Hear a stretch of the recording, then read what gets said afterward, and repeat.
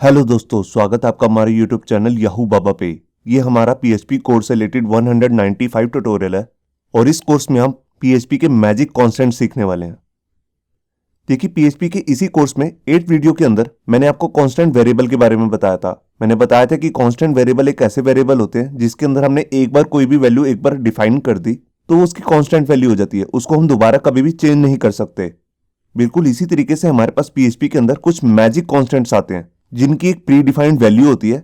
उसकी लिस्ट कुछ इस तरीके से, जैसे आप यहाँ पे देख सकते हैं, यहाँ पर हमारे पास 8 अलग अलग तरीके के मैजिक कॉन्स्टेंट्स हैं। ये जितने भी मैजिक कॉन्स्टेंट्स होते हैं, इन्हें अगर आप पर्टिकुलर एक जगह पे रखेंगे तभी ये कुछ रिजल्ट जो है रिटर्न करते हैं। देखिए, जो इसमें ऊपर के 4 हमारे पास अलग अलग कॉन्स्टेंट्स हैं, ये हम पीएचपी में कहीं पर भी यूज कर सकते हैं विदाउट ऊप्स भी। मगर जो इससे नीचे के 4 है, ये स्पेशली बने ऊप्स के लिए। तो इसमें जो सबसे पहला है अंडरस्कोर अंडरस्कोर लाइन, फिर 2 बार अंडरस्कोर, ये बेसिकली हमारे को लाइन नंबर रिटर्न करता है। बिल्कुल इसी तरीके से हमारे पास फाइल, अगर हम इसे किसी फाइल के अंदर डाल देंगे तो ये हमारे को उस फाइल का एब्सोल्यूट पाथ रिटर्न कर देगा। इसी तरह है dir, अगर हम इसे किसी फाइल के अंदर डाल देते हैं तो ये हमारे को उस फाइल का जो मेन फोल्डर है उसका एब्सोल्यूट पाथ रिटर्न कर देता है। इसके बाद आता है हमारे पास फंक्शन। ये फंक्शन जो है बेसिकली अगर हम किसी फंक्शन के अंदर पास कर देते हैं तो ये हमारे को उस फंक्शन का नेम रिटर्न करता है। इसी तरह हमारे पास आते हैं oops से रिलेटेड, जैसे है क्लास। अगर हम इसे किसी मेथड के अंदर, मतलब कि क्लास के अंदर अगर हमने कोई मेथड बनाया उसके अंदर पास कर देते हैं तो ये हमारे को उस क्लास का नेम रिटर्न करता है। बिल्कुल इसी तरीके से ये है मेथड, ये हमारे को मेथड का नेम रिटर्न करता है। इसी तरह से है नेम स्पेस, जो नेम स्पेस का नेम रिटर्न करता है। और लास्ट में है ट्रेट, जो हमें किसी भी ट्रेट के अंदर अगर हमने पास कर दिया तो ये हमारे को एग्जिस्टिंग ट्रेट का नेम रिटर्न करेगा। तो आइए शुरू करते हैं प्रैक्टिकल, और मैं आपको दिखाता हूं कि ये सारे जो 8 मैजिक कॉन्स्टेंट्स हैं इनका हम कैसे यूज कर सकते हैं। यहां देखिए, वेब एडिटर के अंदर मैंने अपनी एक फाइल बना ली है जिसका नाम मैंने रखा है magic-constants.php। अब इसके अंदर आकर सबसे पहला जो हमारे पास कांस्टेंट है वो है लाइन। तो देखिए, उसके लिए मैं यहाँ पे क्या करता हूँ, मैं यहाँ लिखता हूँ इको, और यहाँ पर एक मैसेज भी दे देता हूँ जैसे लाइन नंबर। और इसके बाद मैं बाहर आकर यहाँ पर अपना कॉन्केटिनेशन साइन दे देता हूँ डॉट, और यहाँ पर अपना मेन जो मैजिक कांस्टेंट है अंडरस्कोर अंडरस्कोर और लाइन। 2 बार फिर से अंडरस्कोर लाइन लिखने के बाद ये जितने भी मैजिक कॉन्स्टेंट्स होते हैं इनके अंदर जोन सा भी वर्ड है, जैसे यहाँ पर है लाइन, इसको आपको कैपिटल लेटर में ही लिखना है।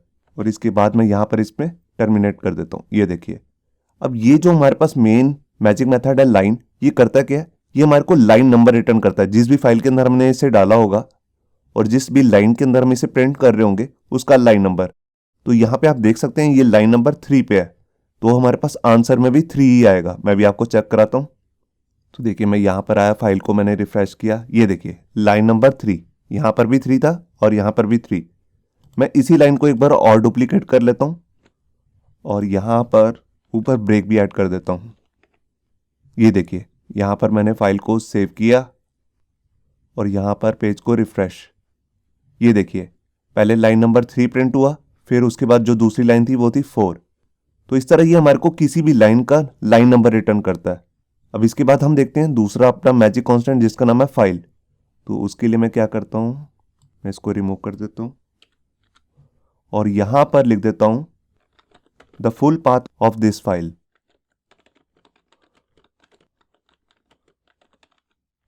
ये देखिए, अब मैं यहाँ पर लिख रहा हूँ फाइल।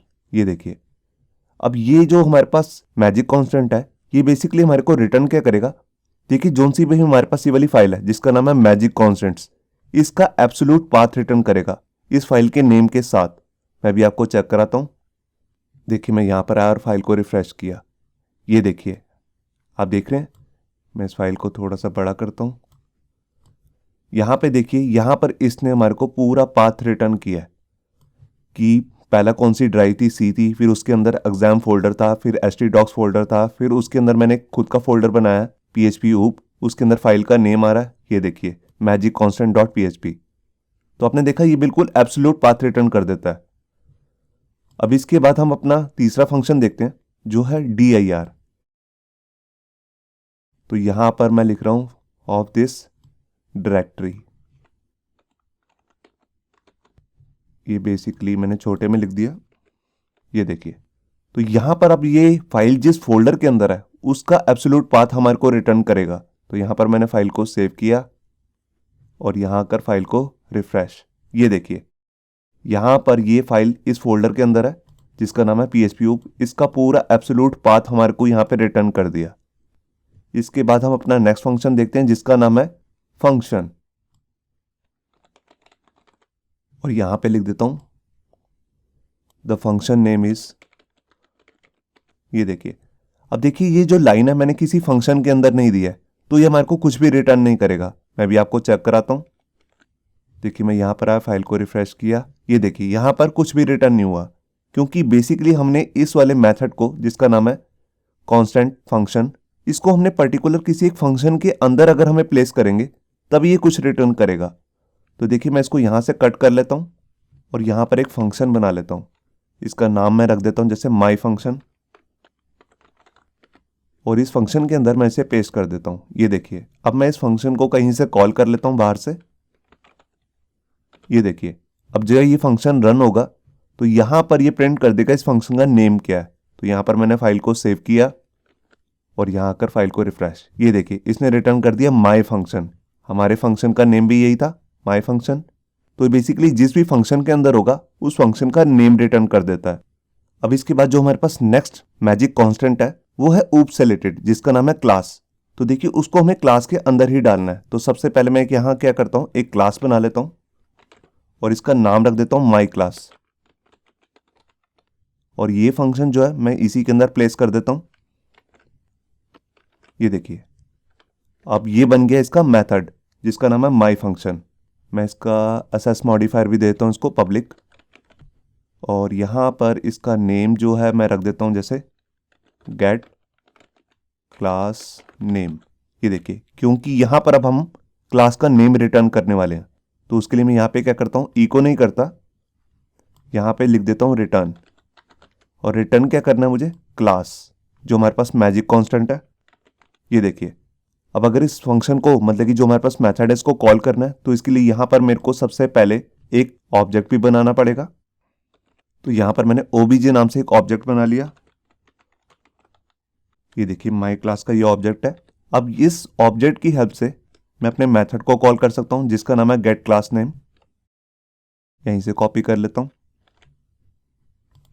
और यहाँ पर इसे कर देता हूँ इको, क्योंकि मैंने ऊपर इसे रिटर्न किया है। अगर मैं इसको ऊपर इको कर दूंगा तो यहीं पर इको हो जाएगा। तो यहाँ पर अब मैं फाइल को सेव करता हूँ और यहाँ पर आकर फाइल को रिफ्रेश। ये देखिए इसने रिटर्न कर दिया क्लास का नेम। हमारी क्लास का नेम था माई क्लास। तो ये जिस भी क्लास के अंदर होता है ये वाला मैजिक कांस्टेंट, ये उस क्लास का नेम रिटर्न कर देता है। तो इसकी लोकेशन भी आपकी क्लास के अंदर ही होनी चाहिए, तभी ये रिटर्न करेगा ये किस क्लास के अंदर है। इससे नेक्स्ट जो हमारे पास मैजिक कांस्टेंट है वो है हमारे पास मेथड। ये बेसिकली जो क्लास के अंदर हम मेथड बनाते हैं, जैसे हमने ये बनाया, इसका नेम रिटर्न करता है। तो इसको हमारे को मेथड के अंदर ही प्लेस करना है। तो यहाँ पर मैं क्लास की जगह पे लिख देता हूँ मेथड। ये देखिए बाकी मुझे कुछ भी चेंज नहीं करना। जब मैं इस फंक्शन को कॉल करूँगा तो ये रिटर्न करेगा मुझे मेथड का नेम, मतलब कि जिस भी मेथड के अंदर है ये। तो देखिए मैं यहाँ पर आया, फाइल को रिफ्रेश किया, ये देखिए यहाँ पर इसने रिटर्न कर दिया हमारे पास मेथड का नेम। ये बता रहा है पहले इस वाली क्लास के अंदर है और इस नाम का ये मेथड है जिसका नाम आप देख भी रहे हैं, गेट क्लास नेम। तो आपने देखा ये मेथड का नेम रिटर्न कर रहा है। अब इसके बाद हम अपना नेक्स्ट मैजिक कांस्टेंट देखते हैं जिसका नाम है नेम स्पेस। तो उसके लिए हमें क्या करना पड़ेगा, पहले एक नेम स्पेस क्रिएट करना पड़ेगा। तो मैं यहाँ पर जाता हूँ और क्लास से पहले मैं यहाँ पर लिख देता हूँ नेम स्पेस, और उसके बाद उस नेम स्पेस का नेम। तो जैसे मैं यहाँ ले रहा हूँ माई नेम स्पेस। ये देखिए नेम स्पेस क्या होता है, मैंने इससे रिलेटेड एक वीडियो ऑलरेडी आपको ऊप्स के अंदर समझा रखी है। जब भी हमें सेम नेम की क्लासेस एक ही पेज के अंदर यूज करनी होती हैं तो उस क्लास से पहले हमारे को ये लिखना पड़ता है कि कौन सा नेम स्पेस है। और यहाँ पर मैं क्या करता हूँ, इस वाले मेथड का नेम भी चेंज कर देता हूँ। यहाँ पर लिख देता हूँ गेट नेम स्पेस। ये देखिए, और यहाँ पे जो हमारा मेन मैजिक कांस्टेंट है उसका नाम ही है नेम स्पेस। ये देखिए अब मैंने इसकी क्लास का ऑब्जेक्ट बनाया और यहाँ पर मैं इसी वाले मेथड को कॉल कर लूँगा। ये देखिए अब ये जो हमारे पास मैजिक कांस्टेंट है ये बेसिकली रिटर्न क्या करेगा, ये हमारे को ये रिटर्न करेगा कि इस नेम स्पेस का नेम क्या है। जैसे कि आप यहाँ पे देख रहे हैं माई नेम स्पेस है, तो ये इसी का नेम रिटर्न कर देगा। तो यहाँ पर मैंने फाइल को सेव किया और यहाँ आकर फाइल को रिफ्रेश, ये देखिए इसने रिटर्न कर दिया माय नेम स्पेस। आप इधर भी चेक कर सकते हैं, ये देखिए। तो ये इसका बेनिफिट है। अगर मैं यहाँ पे ये पास कर दूं कि ये कौन सी क्लास है, ये देखिए, तो क्लास तो आप देख रहे हैं यहाँ पर माई क्लास है, मगर ये इसको ऐसे रिटर्न नहीं करेगा, पहले ये बताएगा कि किस नेम स्पेस के अंदर ये वाली क्लास है। तो यहाँ पर मैंने फाइल को सेव किया और यहाँ आकर फाइल को रिफ्रेश, ये देखिए पहले इसने बताया कि ये वाला नेम स्पेस है, फिर स्लैश लगा के यहाँ पर इसने लिखा ये वाली क्लास है। अब इसके बाद हमारे पास लास्ट जो मैजिक कांस्टेंट रह गया उसका नाम है ट्रेट। तो उसके लिए हमें क्या करना है, सबसे पहले एक ट्रेट बनाना पड़ेगा। तो मैं यहाँ पे क्या करता हूँ, इस नेम स्पेस को तो रिमूव कर देता हूँ और यहाँ पर मैं क्या कर रहा हूँ, यहाँ पर मैं सबसे पहले एक ट्रेट बना लेता हूँ और उस ट्रेट को नेम देता हूँ जैसे माई ट्रेट। ये देखिए ट्रेट एक्चुअल में होते क्या है, मैंने इससे रिलेटेड भी वीडियो पहले बना रखी है ऊप्स के अंदर ही, मैं उसका लिंक ऊपर दे दूंगा आई बटन पे। इसका फायदा ये होता है कि इसके अंदर हम एक ऐसा फंक्शन डिफाइन कर सकते हैं जो हम मल्टीपल क्लासेस के अंदर यूज करना चाहते हैं। तो यहां पर पहले मैं एक फंक्शन बना लेता हूं और इसका नेम मैं दे रहा हूं जैसे गेट ट्रेट नेम, और यहां पे मैं रिटर्न कर दूंगा अंडरस्कोर अंडरस्कोर ट्रेट।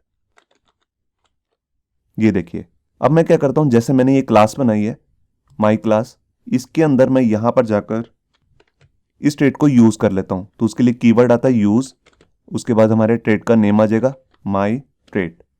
अब मैं इस क्लास के अंदर इस ट्रेट को यूज कर सकता हूं जिसका नाम है गेट ट्रेट नेम।